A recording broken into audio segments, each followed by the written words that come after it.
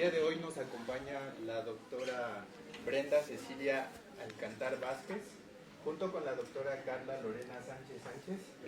El día de hoy esta mesa va a discutir la síntesis de materiales para aplicaciones ambientales. Y bueno, primero va a presentar la doctora Brenda y enseguida la doctora Carla. Muchas gracias.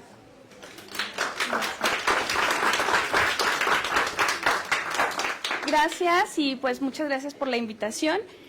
Rápidamente, yo vengo del Instituto de Ingeniería de la UNAM, de la Coordinación de Ingeniería Ambiental, y participo en el posgrado de Ingeniería Ambiental, entonces también todos están invitados a informarse respecto al posgrado de Ingeniería Ambiental, que tiene muchas áreas que trabajan agua, que es el tema que veo de principal interés aquí, pero también otras áreas del conocimiento, como pueden ser el tratamiento de los residuos, la valorización de residuos,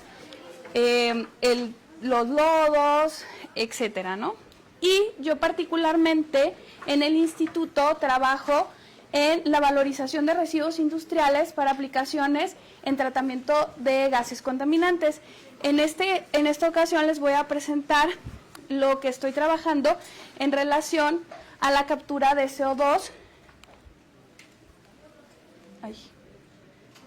¿Y por qué la captura de CO2? Pues todos sabemos los problemas que enfrentamos sobre el cambio climático. Eso es de todos conocido, todos sabemos de las contingencias ambientales y del aumento de la temperatura y los cambios en los patrones climáticos, y estos son efectos asociados pues al incremento de las emisiones de CO2. En este sentido, el CO2 es el principal gas de efecto invernadero por la contribución que tiene en emisiones de este gas, y pues se produce en varios sectores, como pueden ser por el uso de combustibles, procesos de manufactura y construcción, procesos industriales, procesos de las industrias minero-metalúrgicas, las cementeras, etcétera.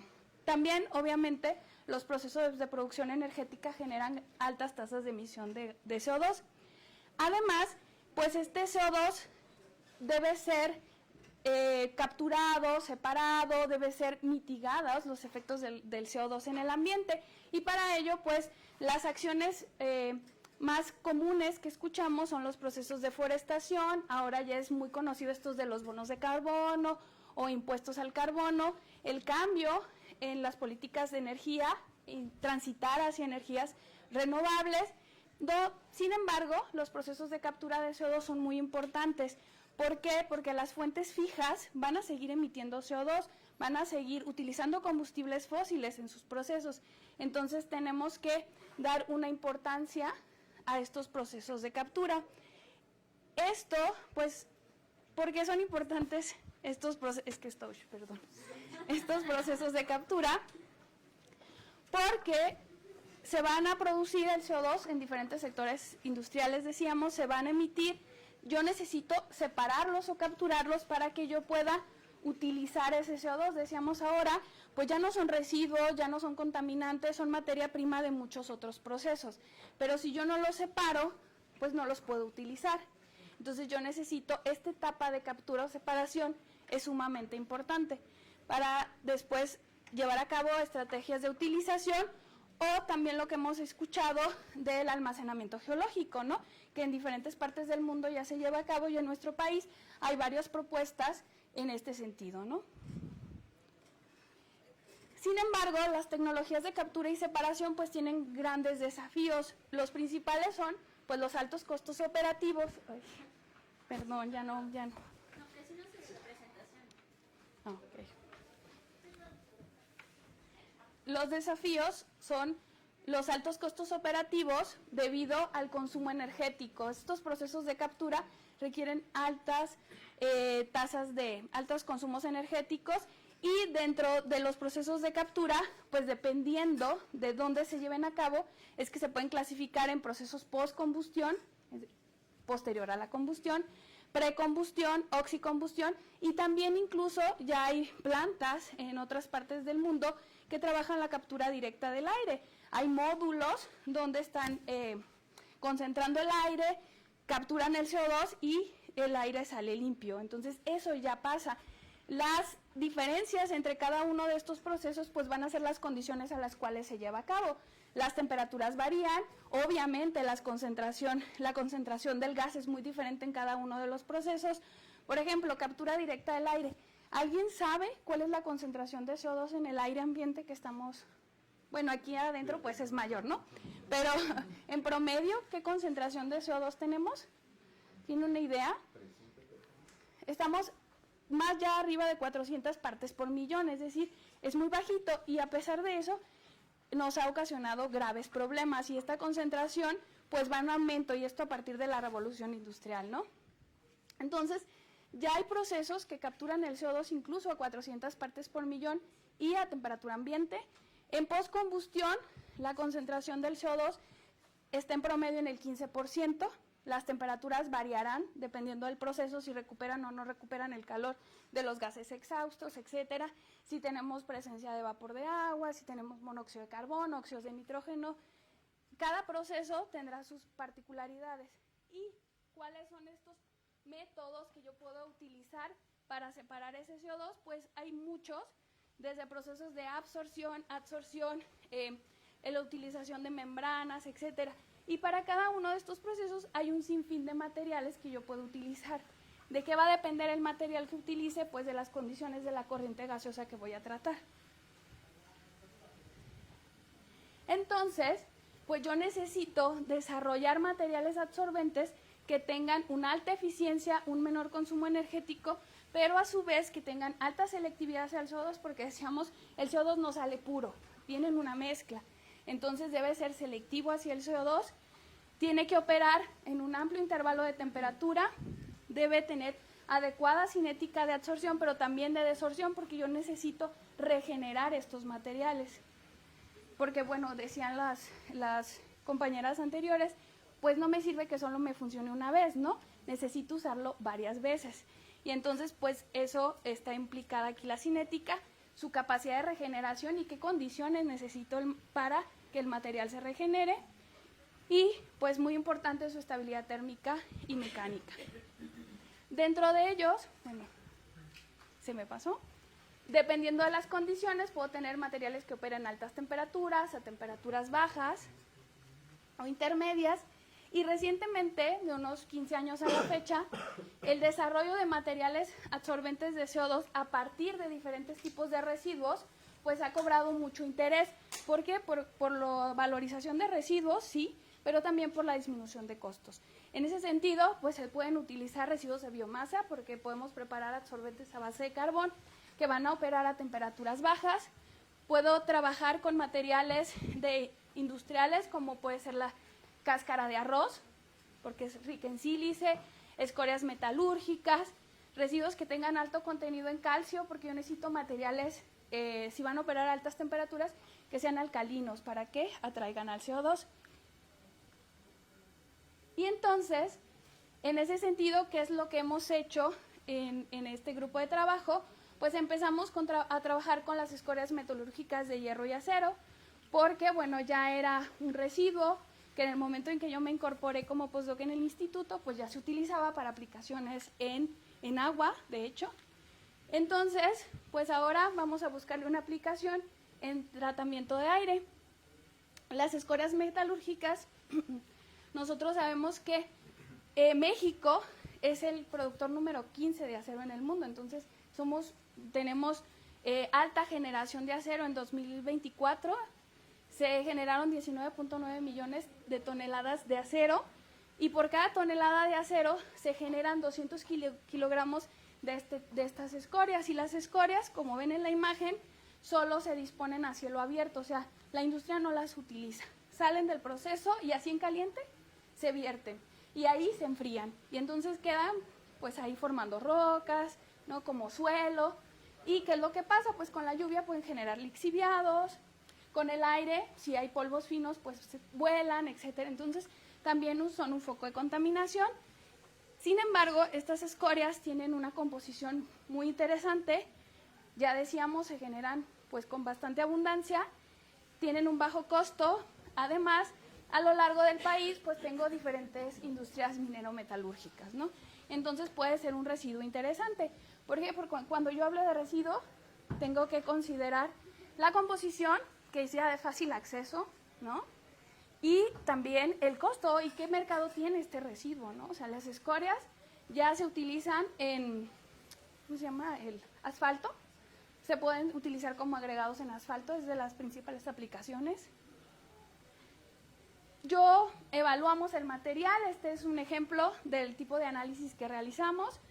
En este caso es simplemente la escoria de hierro y acero con y sin algún tratamiento posterior. Evalúo en qué intervalo de temperatura puede funcionar como absorbente a diferentes concentraciones de CO2 con o sin presencia de monóxido de carbono. Y entonces, una vez identificado el intervalo de trabajo, puedo hacer estudios isotérmicos para después calcular parámetros cinéticos. También las escorias, decíamos, pueden, no les dije, pero tienen alto contenido de silicio y entonces pueden ser una fuente de materia prima para preparar silicatos alcalinos de litio, de sodio, los cuales son uno de los materiales absorbentes más estudiados. A ver, el más estudiado, aunque no utilizado, es el óxido de calcio, porque es económico y porque pues tiene una alta capacidad de captura. Sin embargo, ¿qué es lo que se utiliza en las plantas realmente? Soluciones con aminas. La problemática de utilizar soluciones con aminas es la corrosión de los sistemas, ¿no? Y que en cada proceso de regeneración de las soluciones, como se le da un tratamiento térmico, pues se pierde amina. Entonces se buscan alternativas que sean más convenientes técnicamente para sustituir a las soluciones de aminas. Otro tipo de residuo en el que ahora está trabajando, bueno, así como escorias, antes de esto, hemos trabajado sílice residual geotérmica de Cerro Prieto, Baja California y Los Humeros, Puebla. Seguro han escuchado de que México también es un país con alto potencial geotérmico y entonces genera esta sílice, se incrusta en las tuberías y esa para ellos es un residuo y es un problema, no tiene una aplicación directa. Entonces, esa sílice tiene entre el 85 y el 95% de pureza, es muy buena. Entonces, también hemos preparado materiales, silicatos para alta temperatura, esa sílice impregnada con aminas para dejar de utilizar soluciones con aminas y tener la amina en un sólido y favorecer abatir los problemas técnicos que genera trabajar con soluciones de aminas. Y actualmente una chica del posgrado en Ingeniería Ambiental está trabajando con preparar materiales a base de carbón a partir de pozos de café. Los pozos de café, bueno, ¿qué son los pozos de café? Los pozos de café son este residuo que se queda en las cafeteras después de hacer la extracción del café. Ya fue al Starbucks y le dieron, si ustedes han ido, pueden traer su bolsita para la composta. Entonces, eso lo secamos para que no se nos empiecen a generar procesos de descomposición. Y entonces, con esos pozos de café, Carlota está trabajando en preparar materiales a base de carbón para su aplicación en la captura a bajas temperaturas, pero también a altas presiones, porque también la presión es importante. Entonces aquí va a ser un material poroso que pueda funcionar al 15% en concentración de CO2 y altas presiones. Esta es la tesis de Carlota. Otra chica trabajó con residuos de construcción y demolición durante su tesis de maestría, ahora ya está en doctorado. En la maestría ella utilizó los residuos de construcción y demolición. La Ciudad de México tiene una norma de la Ciudad de México que da los criterios para la clasificación y manejo integral de los residuos de construcción y demolición. Entonces la Ciudad de México tiene plantas de reciclaje de residuos de construcción y demolición. Todos los generadores están obligados a entregar sus residuos de construcción. Ahí los separan, los clasifican, los trituran y entonces ya los pueden utilizar. Los utilizan como agregados en concretos, en asfaltos principalmente, y nosotros los utilizamos para preparar silicatos alcalinos, diferentes fuentes de litio, ciclabilidad muy buena, ¿no? Y lo que está haciendo ahora en el doctorado Vanessa, eso lo hizo en la maestría, y ahora en el doctorado es, pues como todos hablan del hidrógeno, y el hidrógeno pues sí hay muchas formas de preparar hidrógeno y de eso dependerá el color del hidrógeno que obtenemos, pero la realidad es que el reformado con vapor es el método convencional de producción de hidrógeno y este reformado con vapor pues tiene desventajas, entre ellas que produce 7.3 kilogramos de CO2 por kilogramo de hidrógeno, tiene altos requerimientos de energía, hay sinterización del catalizador, hay costos elevados de mantenimiento y hay formación de coque. Entonces, para solventar esas dificultades, estamos estudiando el reformado con vapor mejorado por sorción de CO2. Esta es la ecuación, el metano más vapor de agua produce CO2 más hidrógeno. Este CO más vapor de agua va a producir el CO2. Si yo absorbo este CO2 en el proceso, pues desplazo el equilibrio hacia una mayor producción de hidrógeno, a la vez que disminuyo la formación de coque. Entonces, ahora eso está trabajando Vanessa en su tesis de doctorado, también en el posgrado de Ingeniería Ambiental en el instituto. Y ya para finalizar, bueno, ellos son mis alumnitos en épocas recientes, y bueno, si tienen algún comentario me pueden encontrar en ese correo electrónico. Gracias.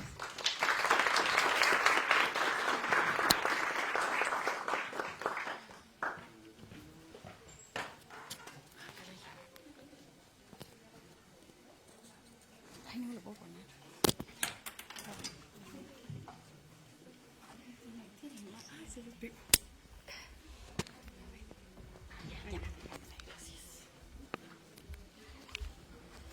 Bien, buenas tardes a todos y a todas. Bienvenidos a la mesa 5 del conversatorio. En este caso vamos a continuar hablando de síntesis de materiales para aplicaciones ambientales. En mi caso, yo trabajo con materiales superconductores. Yo les puedo platicar que yo no me encargo de, como tal, de limpieza de agua, como tal, de, como lo acaba de decir mi compañera, de limpieza del aire y demás. Yo sintetizo materiales superconductores y actualmente me estoy enfocando en la posibilidad de incluir esos materiales superconductores como ánodo en las baterías de ion litio. ¿Para qué? Para poder incrementar los ciclos de carga y descarga y de esta manera puedes aumentar la vida útil de una batería. Tan simple como eso. Bueno, en este caso voy a hablar de manera muy breve acerca de mí, posteriormente de las fases MAX, que son justamente los tipos de materiales que se pretenden utilizar como ánodo en las baterías de ion litio. Pues, bueno, y eso nos lleva también a hablar de manera muy breve de qué es un superconductor. En este caso, posteriormente hablaríamos de la fase en cuestión, el NO2 estaño carbono. Actualmente hay artículos a partir del 2020 publicados acerca de justamente de esta nueva idea. Además de eso, también es importante que conversemos cómo es que funciona una batería de ion litio, pues para que se entienda cuál es la dinámica de la incorporación de este nuevo material en la batería. Y finalmente, a través de difracción de rayos X, se ha demostrado justamente que pues este material no se desgasta después de cierto número de ciclos de esta batería. Bien, yo soy físico de formación de la UAM Iztapalapa, estudié la maestría y el doctorado en el Instituto de Investigaciones en Materiales en la UNAM. He dado clases en la Facultad de Ciencias, en el Departamento de Física, también en el Departamento de Ciencias de la Tierra. He tenido también la oportunidad de dar clases en el Departamento de Física de la UAM Iztapalapa y actualmente me encuentro en el Departamento de Sistemas de Información y Comunicaciones.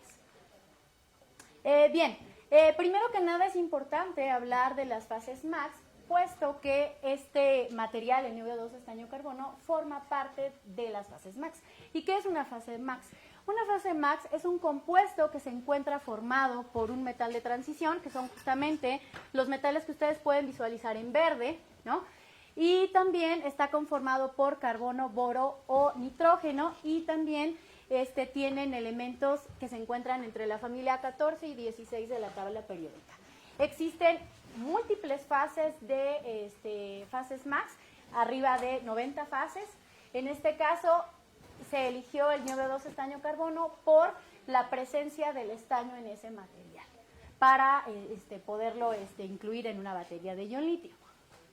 Bien, como yo estoy hablando de que este material es un superconductor, pues es importante que tengamos el contexto de qué es un material superconductor. Fundamentalmente, un material superconductor es aquel material que si yo lo enfrío por debajo de cierta temperatura y lo enfrío con helio o lo enfrío con nitrógeno líquido, pues ese material va a flotar. Ustedes pueden percibir que flota. En realidad lo que está pasando es que si yo enfrío ese material por debajo de una cierta temperatura, pues lo que sucede es que las líneas de campo magnético no penetran ese material y por eso uno percibe que el material flota. Otra característica fundamental de los superconductores es la pérdida de resistencia justamente a esta temperatura. Los especialistas en superconductividad identifican esta temperatura como temperatura crítica. ¿Por qué? Porque por arriba de esa temperatura crítica, en este caso tenemos la gráfica de la resistencia en función de la temperatura en escala Kelvin para el mercurio, que se realizó en 1911, se identificó una temperatura crítica de 4.20 Kelvin. Entonces, ¿eso qué quiere decir? Que por debajo de 4.20 Kelvin, el mercurio va a tener este comportamiento, ¿va? O sea, va a flotar. Ajá. Por encima de esta temperatura, el mercurio se va a comportar como cualquier otro tipo de material. Ajá. Eso por un lado. Por otro lado, esta característica es importante porque los expertos en conductividad la relacionan con que no existe pérdida de energía. ¿Va? Por eso esta gráfica es tan importante. Bien, ahora sí nos adentramos un poco acerca de la fase en cuestión. Niobe-2 estaño carbono, tenemos el metal de transición, tenemos el estaño y tenemos el carbono. Aquí el personaje importante de la historia va a ser el estaño. En esta figura, identificada como número 3, podemos visualizar cuál es la estructura cristalina de ese material. Existen muchas estructuras cristalinas, fundamentalmente tenemos en la naturaleza 7 sistemas cristalinos, tenemos el sistema cristalino cúbico, el monoclínico, tetragonal, en este caso es hexagonal, y dependiendo de cómo se acomoden los átomos es como nosotros vamos a clasificar el material. En este caso vamos a tener un material que se acomoda como si fuera un hexágono, como si fuera un prisma hexagonal. Y nosotros aquí podemos visualizar dos vistas diferentes. Podemos visualizar el espacio, que viene siendo los 3 ejes, de varias estructuras, bueno, varias celdas unitarias hexagonales, y por eso ustedes pueden decir, bueno, es que yo no veo el hexágono.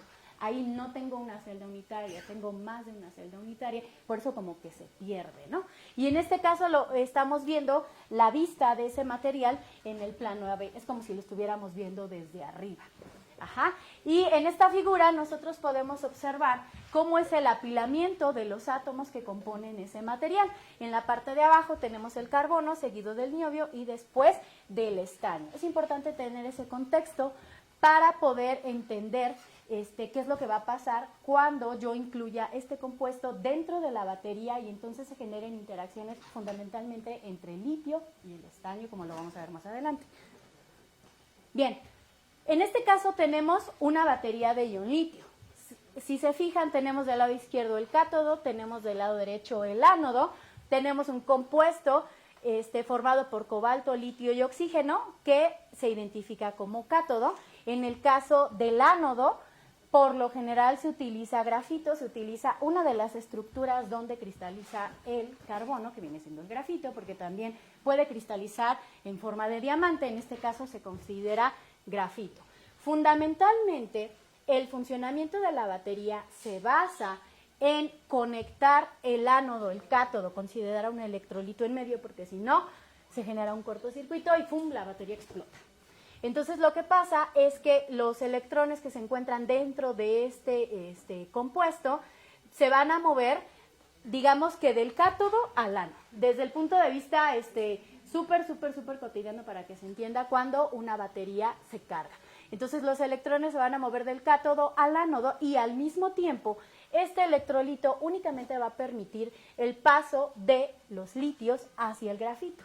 El grafito funciona de manera, digamos que va a permitir que se pueda almacenar los átomos de litio. el grafito no se desgasta, no pasa nada en los primeros ciclos.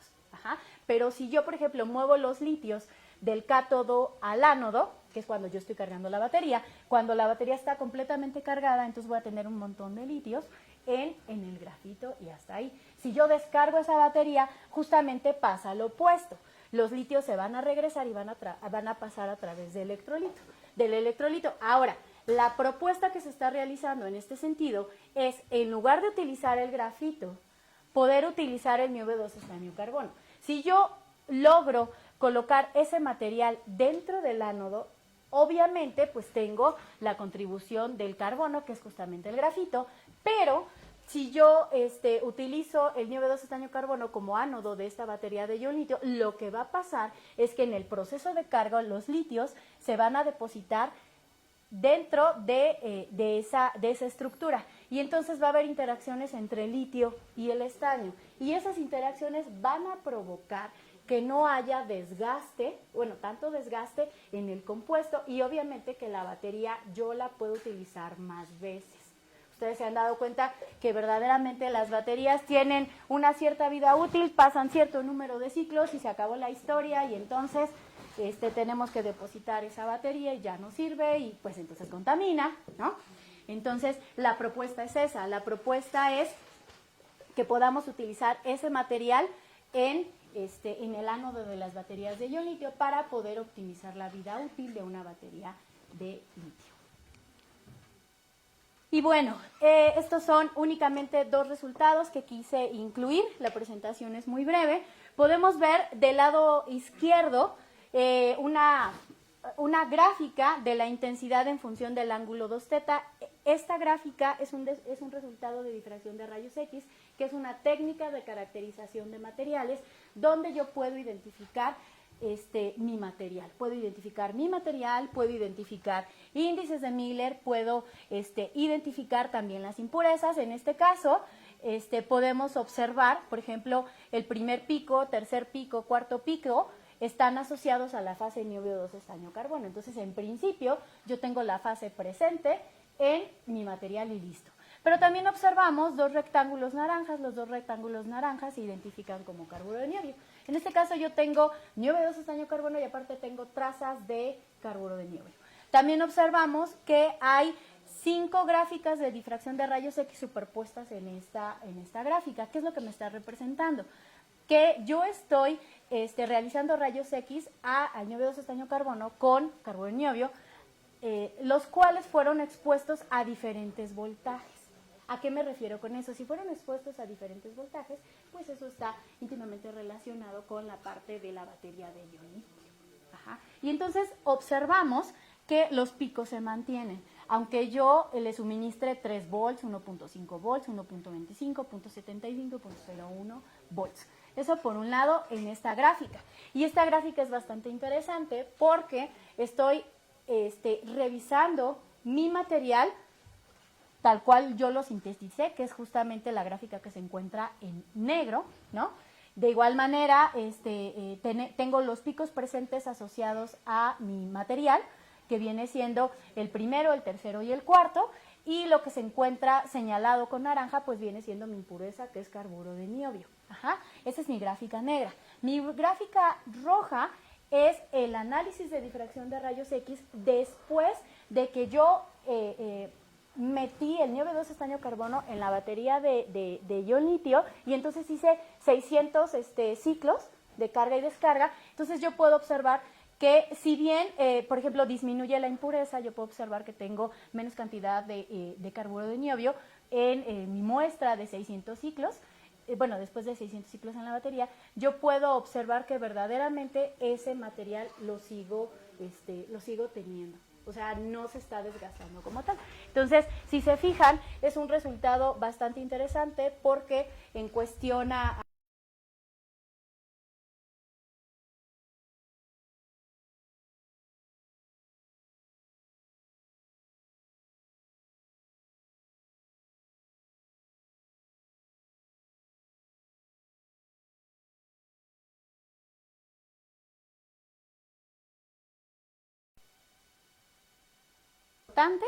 y en la parte inferior mi contacto, y pues de mi parte sería todo. Muchas gracias. Bien, vamos a continuar con la sección de preguntas, un par de minutos. ¿Quién quiere hacer la pregunta? Carla, ¿cómo sintetizaste tu material para el ánodo y qué tan costoso es con respecto del tradicional? El niobio 2 estaño carbono hay dos maneras de sintetizarlo. Se puede sintetizar dentro de tubos de cuarzo sellados al vacío, o también se puede sintetizar en una atmósfera inerte. O sea, es decir, en lugar de que le hagas vacío a un tubo de cuarzo y lo cocines, lo metes en una mufla y lo cocines una semana por arriba de 1000 grados centígrados, lo que puedes hacer es que de igual manera se cocina arriba de 1000 grados centígrados, pero la diferencia radica en la atmósfera, porque puedes utilizar también una atmósfera de argón para lograr esa síntesis y obviamente pues evitar que se formen trazas de oxígeno principalmente. Y si es, perdóname. Y en cuanto a la cuestión costosa, es justamente lo que se está trabajando, ¿no? Porque desde el punto de vista de materiales micro, materiales nano, pues sí es fácil realizar esa síntesis.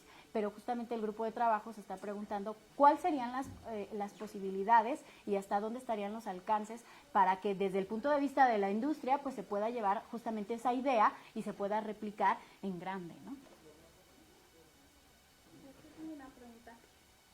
Actualmente pues la demanda de baterías de litio crece cada día, ¿no? Entonces, ¿qué nos puede compartir en relación al manejo, al reciclaje, a la recuperación de litio de este pues residuo? ¿Va a ser un residuo? Fíjate que de después momento de su tiempo de vida útil, ¿no? no hemos, como nos estamos concentrando en cómo llevar esa idea a la industria, no hemos podido digamos que proponer otra alternativa para poder recuperar ese litio de las baterías. Pues ahorita nos estamos concentrando en cómo incrementar la vida útil para contaminar menos, ¿no? Pero en este caso no hemos llegado a esa parte de la historia, ¿no? Una pregunta más, ahí arriba atrás de la ¿no? Puede preguntar. Bueno, dos preguntas muy rápidas, una para cada ponente. Muchas gracias por la presentación. Sí, muy concisa, ¿no? En las condiciones de ciclado de los 600 ciclos, ¿qué condiciones fueron? Teniendo en mente de que literalmente una batería cuando se va a degradar es a alto C-rate, o sea, alta, digamos, demanda de extracción o inyección de carga. Y se mide por C-rate, no tanto por voltaje, que pues es la corriente que tarda para descargarlo en una hora. Esa es una pregunta. Y también la otra es que le voy a extraer yo a un superconductor eléctrico en material sólido, teniendo presente que ya es conocido que la conductividad iónica del ion litio y el transporte en el estado sólido dentro del material son los fenómenos limitantes de más de, pues yo creo que se han identificado al menos unos 15 fenómenos de transporte que ¿cómo se llama?, que están operando para justo incrementar la potencia de la batería, ¿no? Respondiendo a la primera pregunta, no se han hecho pruebas extremas en cuanto a lo que mencionas de la corriente, serían como que pruebas estándar. Y respecto a la segunda pregunta, ¿me la puedes repetir, por favor? Sí, o sea, básicamente, si uno tiene presente de que hoy en día la potencia, por ejemplo, una batería ion litio no puede alcanzar la conversión de energía que alcanza una celda de combustible, que anda en 300 watts por kilogramo más o menos, o un poquito más.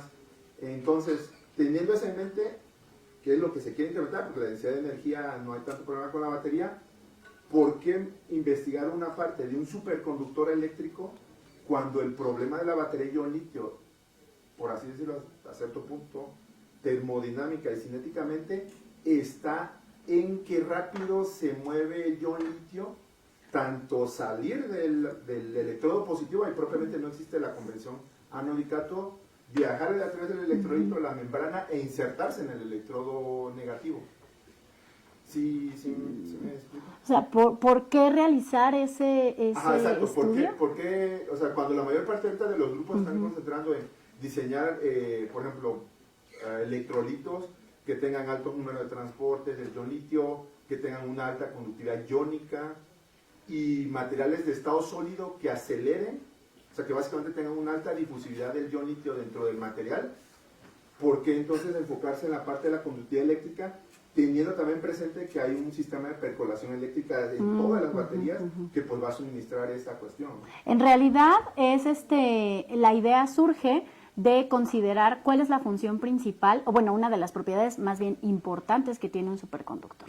Y una de las propiedades importantes que tiene un superconductor es justamente que no tiene pérdida de energía. Entonces, partiendo de esa idea de que no tiene pérdida de energía, entonces la idea nace de, bueno, ¿dónde lo puedo yo utilizar para justamente ahorrar energía? O sea, más bien como que la idea fue como que por otro lado, ¿no? De, bueno, yo ahorro energía, es un superconductor, entonces, ¿dónde puedo utilizar ese ahorro de energía? Y entonces por eso se propone la idea de las baterías de ion litio. Y en este caso, pues se utiliza un material, lo que nosotros conocemos en bulto. También existen otros artículos donde se sintetiza, por ejemplo, ese mismo material en 2 dimensiones, pero también se está proponiendo que se utilicen para almacenar energía, partiendo de la propiedad de superconductor. Esa es la idea. A lo mejor hay el comparativo casi siempre que uno presenta un nuevo material, que, o sea, es bastante interesante, ¿no? Puede abrir mucha brecha, sobre todo, por ejemplo, esas baterías que mandan en las ondas, llevan este tipo de materiales, no le van a meter niquelato, cobaltato de litio, que se degrada en un par de años, ¿no? Estos que van allá ya incluso fuera del sistema. De hecho, este solar. material no se degrada. A lo mejor ahí el comparativo hay de dos, o comparas lo que sería la capacidad específica del cobaltato de litio y el niquelato, que andan como en 300, creo que 300 watts hora gramo, perdón, ese sí es gramo, para ver qué tanto se incrementa con esto, o bien la potencia. Es así como, digamos, establecen el comparativo. Pero bueno, un tema muy interesante. Una rápida para la doctora, para que se balancee ahí hay una pregunta también muy, muy rápida.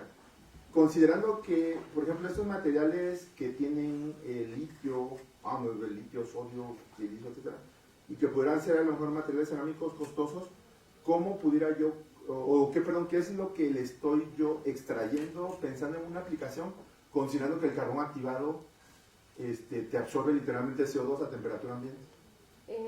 En el caso de los silicatos alcalinos, comparado con el carbón activado, bueno, los silicatos están pensados para altas temperaturas. Entonces, por eso es que una propuesta de aplicación es el reformado con vapor mejorado por sorción, porque ahí sabemos que la temperatura va de 500, 700 y quizá para arriba, ¿no? Depende del catalizador y de las condiciones de operación. Entonces, para aplicaciones muy específicas, sí pueden funcionar los materiales de alta temperatura. Para bajas temperaturas, carbones activados, zeolitas, hidrotalcitas es lo más común. Por eso ahora también estamos trabajando con los residuos a base de carbón para preparar estos materiales. Incluso con una chica de licenciatura trabajamos con los residuos de cáscara de camarón para utilizar el quitosano en lugar de aminas, ¿no? Porque tienen grupos amino en su estructura. Y en lugar de ponerle a las siliciaminas para capturar bajas temperaturas, pues mejor utilizamos residuos de camarón, que ya tienen los grupos funcionales amino, y entonces ya no utilizar aminas. Entonces hay una gama muy variada de posibilidades de acuerdo a las condiciones en las que tú necesitas utilizar el material. Gracias. No, ¿de qué? La tesis de Vane, ¿hacia qué color de hidrógeno va orientado? Al azul. Al azul, porque el reformado con vapor es un hidrógeno gris, y entonces cuando tú le metes un método de captura de CO2 se convierte en un hidrógeno azul. En México, si no estoy mal, hay una planta de Pemex que produce su propio hidrógeno gris para utilizarlo en producción de amoníaco, pero es hidrógeno gris. Entonces meterle un método de absorción ahí es el plus. Y además utilizar como material bifuncional a los materiales preparados a partir de residuos. Bueno, ya no hay más tiempo para más preguntas, pero agradecemos y estamos muy contentos por las presentaciones, las ponencias de la doctora Brenda, de la doctora Carla. La División de Ciencias Básicas e Ingeniería de la Universidad Autónoma Metropolitana, Unidad Lerma, otorga la presencia y constancia a la doctora Brenda Cecilia Alcantar Vázquez por su participación como ponente en la mesa redonda Síntesis de materiales para aplicaciones ambientales, primer conversatorio Tecnologías aplicables a la remodelación ambiental. Muchas gracias, doctora Brenda, por estar aquí. Un aplauso.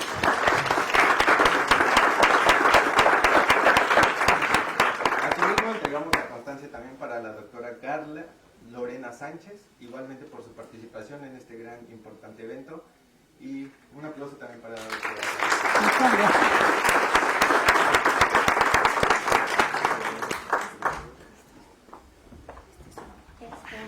Bueno, pues muchas gracias por su asistencia. Este es el primer conversatorio que hacemos en esta temática.